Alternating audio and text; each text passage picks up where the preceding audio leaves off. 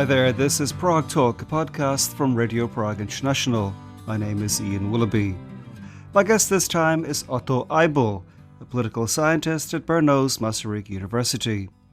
I thought it'd be good to speak to Otto right now, just 2 weeks before much anticipated general elections here in Czechia. For instance, polls suggest the outgoing Prime Minister Petr Fiala is one of Europe's least popular leaders. But does his 4-year term actually deserve opprobrium? Also, what's the outlook for potential successor Andrej Babiš when it comes to forming a new government?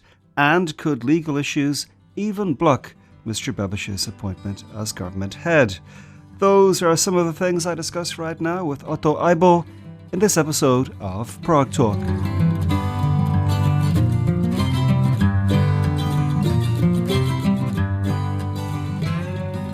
So my first question, Otto, could you please give the current government a mark out of 10?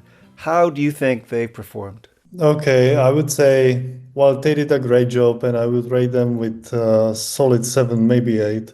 Why so high? Some people might be surprised. Yeah, people might be surprised because they don't like the actual government. Because I believe that the public space is poisoned by narratives spread by disinformators and the opposition parties. But I think the current government had to face several crises. And then they did quite well. They managed to do almost everything they wanted to do. They did great in foreign policies. The truth is, they could do better in domestic policies. But to be honest, they had to deal with so many issues. And I think they performed quite well. So, yeah. Okay, then, where were they weakest? You already mentioned domestic policies. Some people would say that they were weakest at their communication with the public, and I agree to a certain degree with that. I think that they created an impression that they are out of touch with the ordinary people, and this is their biggest sin, I would say, because many Czech voters got the impression that they care more about foreign policies, more about Ukraine, and they didn't do enough to regulate energy prices. They didn't do enough to fight migration, but there's no migration going on in the Czech Republic. So, yeah, it's all about impressions and about managing those images in public sphere. Well, you can't say there's no migration. Okay, maybe it's not migration, but we do have hundreds of thousands of refugees in this country. Yeah, you are right, but they integrated in the Czech society, and according to the latest figures, we can clearly see that they bring some economic advantages to the Czech society. So it's only Tomio Okamura and similar parties and politicians repeating the disinformation that they are harming the Czech society, they are responsible for the rising crime rates, etc. Recently, I saw an international comparison that said that Petr Fiala was one of the most unpopular politicians in the whole of Europe. Why specifically is he so unpopular if he really is? So he became a symbol for opposition parties and for opposition voters. If you look at him, you realize that he doesn't represent an ordinary citizens, right? He doesn't look like us. He looks like a very noble gentleman. He wears always a suit, which for some people is a sign that he's out of touch. And he supported this image because if you look at his Facebook or Instagram, so you will see pictures of him wearing a suit in situations where ordinary people would wear tracksuits. That's the first thing. Second, he's not open to emotions. So when he communicates in a calmly manner. He uses rational arguments, but even his voters expect at least some emotions. And I think they are there now during the campaign, but during the last 4 years, the communication was too rational. It was not a dialogue, it was rather a monologue, and people didn't like it. And then they heard Andrej Babiš, they heard Kateřina Konečná, they heard Tomio Okamura repeating that he is one of the worst politicians ever, and they poisoned or spoiled the public sphere. They spread the bad mood, as Václav Havel used to say. And I think that this bad mood is partially responsible for the evolution of Petr Fiala. At the beginning of his government, there was speculation that the fact that it began at least with 5 parties would mean it would be very hard to rule, or that it would be a kind of a mess. How did they perform in terms of 5 parties for most of the term working together? Well, that is an important point because Petr Fiala managed to govern without scandals. I mean, okay, 1 year ago, the pirates left the government, but that was it. I mean, that was the only conflict in the government, only major conflict in the government, which is quite tremendous performance. Because if I'm not mistaken, this is the only right-wing government who finished his term in the modern Czech history. So Petr Fiala is great in managing more political parties. He's great in making compromise. And this is something that the Czech society doesn't see or don't want to see and don't appreciate, which is a pity. I think that in the upcoming years, we will remember Petr Fiala's government with positive feelings. But some people listening to this will say, you can't say there were no scandals. What about, for example, the Bitcoin scandal, which affected his party, of course, which involved his party, the Civic Democrats? Yeah, of course you are right, but it didn't lead to the end of the government. I mean, Petr Blažek left the government, he abstained from the elections, so we could say that they managed the crisis in some way. And I'm not saying that they did everything well. I think that was a major mistake by Blažek to take these bitcoins, and the following communication was a mess. I admit that. But at the same time, they still managed to stick together and to try to deliver their policies and fulfill their electoral pledges. So they were strong at sticking together. They were good in the parliamentary work. And I didn't mention that, but they had to face quite brutal opposition work. The opposition was quite aggressive. They were blocking the parliament, which made things even more complicated. Well, the opposition, I'm sure, would just say they did it because they could do it. But in any case, moving on to the upcoming elections in the next few weeks, at the first weekend of October, clearly Andrej Babiš and Ano will come first. They've been heading in the polls for a very long time. They also came first in the last elections with 29.6%. But then, what do you think is the most likely scenario after the elections, after Babiš finishes first again? This is a very good question, and I don't have the crystal ball to foresee the future. But from the current figures, it seems that Andrej Babiš will be able to form a government. The question is whether he will need coalition partners or he will make a deal with Tomio Okamura or someone else to form his minor government with the support of other parties. And this will be quite important because, well, the composition of the government of the coalition might change the direction of Czech politics. So we have to wait for the final results because, well, Stachilo is in a good position and they will make it to the parliament. What about Motoriste? What about other smaller parties? And that could change the political landscape slightly. So we will see how many parties will form the government and what will happen after the elections. So some people speculate that at least some parties from the current government will join ANO and form a government just to protect democracy. And I think that would be a huge mistake because it would harm Czech politics for many years coming. When you say that Tomio Okamura and his party, Freedom and Direct Democracy, could, for example, support a minority government, or they could clearly be in a coalition, what do you think would be their asking price for any kind of collaboration with ANO? It's hard to say, but what do they want is they want a referendum on Czechstit. They want to change the direction of the foreign policies and things like that. They want to stop the migration, but again, We don't see any migration waves in the Czech Republic. We can talk about Ukrainians, but that's it. The sentiment behind all these things is that they are going to destroy and undermine the legitimacy of democratic institutions, and democracy is fragile. So Andrej Babiš, Tomio Okamura, Kateřina Konečná, they are ready to dismantle public media. They are ready to make changes and amendments to the institutions and to the constitution, and I hope they won't be able to do that, but they represent a real threat to the current form of liberal democracy.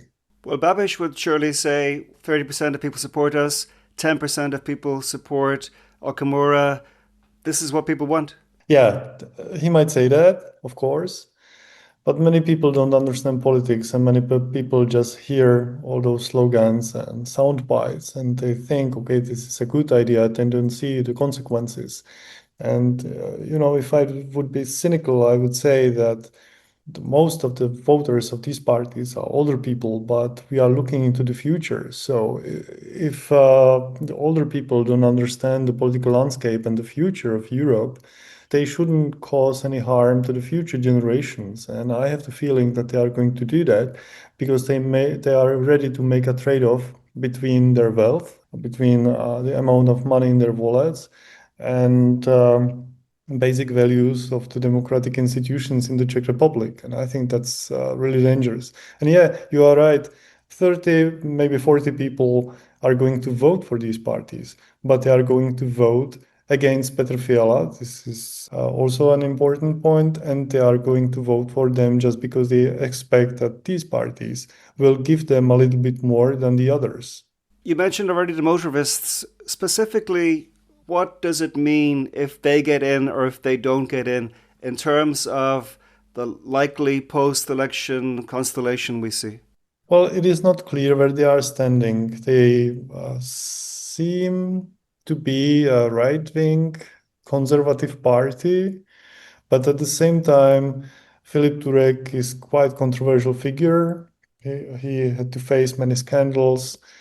We don't exactly know what to expect from them. Because if you ask Matsinka if he's ready to govern with communists, he says no. If you ask Turek, he says, okay, it's perfectly fine for me to join them and be part of the government. So it is quite unclear. But speaking of these opposition parties, I would say that they are on the softer side, just like ANO. ANO and Motoriste are more, I would say, pro-democratic or normal party. That Stachilo and SPD, they are far more on the extremist spectrum. And I forget to mention one thing, and I believe it is quite important. Andrej Babiš, it seems that he doesn't care about many political issues. He cares about healthcare system because he's getting older, and I think he likes to talk with other people about his issue, about health issues, and he means it. And then he talks about economics. Okay, that's perfectly fine, but he doesn't care about foreign policies that much. So he's not dangerous in that way. He's not going to be the one who will jeopardize the Czech democracy. But at the same time, he doesn't care about so many issues. And I fear he might be the one who opens the door for others who will damage Czech Republic and image of Czech Republic abroad. You mentioned a couple of times Stachilo or Enough, headed by Kateřina Konečná. The main party in Stachilo are the communists. At the last elections, the communists didn't get in, and many people, myself included, thought, we've heard for decades the communist voters will die out, the communists will then disappear from the parliament, but now they're evidently coming back. How do you view the way they have made this turnaround? I believe that during the last elections, when 1 million of votes didn't get represented, so activated a certain part of the voters, and now they are back. They are ready to fight to Fiala's government. And I think, okay, the electorate of this party or coalition or whatever it is seems to be a little bit older, but it's not unnatural. Some voters years ago, some communist voters years ago moved to Andrej Babiš, but they saw that he's not radical enough. And if you look at the program and at what Kateřina Konečná is saying, that you will realize that there is a huge difference between her party or coalition and Andrej Babiš, because Kateřina Konečná openly says, we want to leave the EU, we want to question NATO, and they are openly pro-Russian. They are spreading Russian propaganda in the public sphere, which is also striking. Even the most sad part of the story is involvement of social democrats, right? Lubomír Zaorálek became an amplifier of Russian narratives in the Czech Republic, which is really striking. And I'm asking myself how cynical they are. They just want to get to the parliament and they are paying quite high price. There's increasing speculation that whatever happens, Andrej Babiš may not be the prime minister for a couple of reasons. One is that he would need to sell Agrofert, which apparently his company, which apparently he's unwilling to do. Also, he's in legal hot water over alleged abuse of EU subsidies. And on top of that, the current president is not like the previous one and is unlikely to aid Andrej Babiš. If ANO do, as is likely, I guess, form the next government, will Andrej Babiš be leading it, do you think? I think that's his goal, but he understands that there are so many obstacles and he won't be the one who will push himself towards. So if there will be a legal obstacle to become prime minister, I think he will pass this privilege to someone else like Karel Havlíček or maybe Alena Schillerová, I don't know. So you think it's very possible he won't be the prime minister? I think he will become the prime minister. But how will he manage that if there are these major obstacles, including the president saying he may take legal advice that would lead him to not name Babiš? Yeah, you are right, but other things or other conditions must have been fulfilled to... I believe that the president was asking under what conditions would be okay if he wouldn't appoint Andrej Babiš, and he got an answer. And we don't know what is coming. We don't foresee the outcome of the trial. We don't know. And we have to ask what Andrej Babiš will do with Agrofert. But also we need to realize that they may be in a position to change the legislature. So he doesn't have to be the prime minister. They can change the laws and then maybe make some amendments. I don't know. This will be a legal battle. This will be a media battle and public battle as well. But if you realize that so many people think that the elections in the upcoming elections will be rigged, I think that would be an ultimate proof for them that the elections and the outcome of the election is not fair, because for them it doesn't make any sense to listen to such a debate. They want to see Andrej Babiš in the role of the prime minister. And I saw some figures from the polls, and the majority of the Czech voters wishes Andrej Babiš become the next prime minister. How soon do you think the next government will start taking shape? The elections, as I say, are on the first weekend of October. I believe it could be really fast, so there is no reason to postpone any important steps and decisions.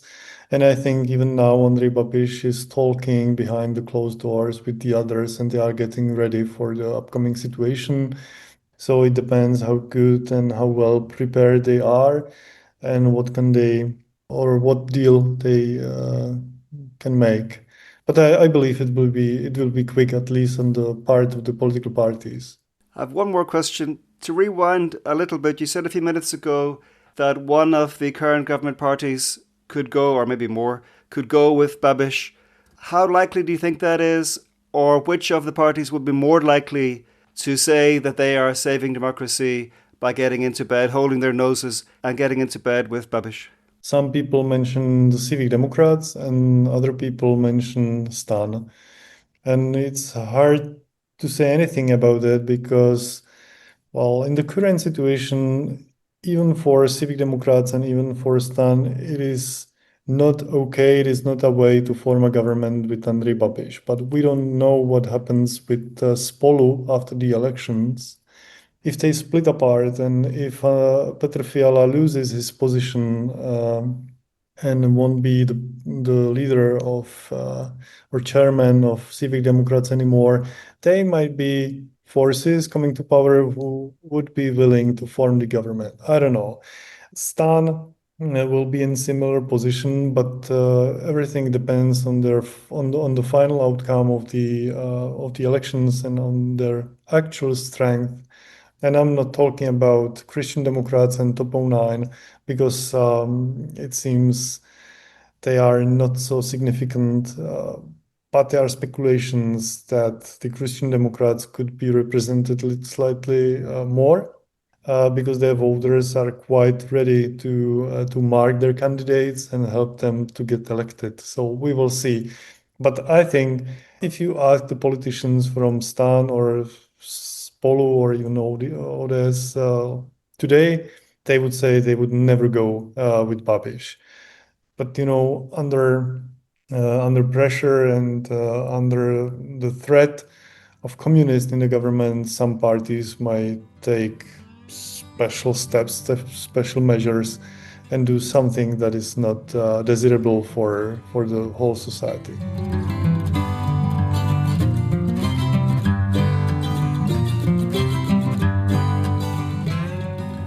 Many thanks indeed to Otto Eibl for speaking to me for this edition of Prague Talk, a podcast from Radio Prague International.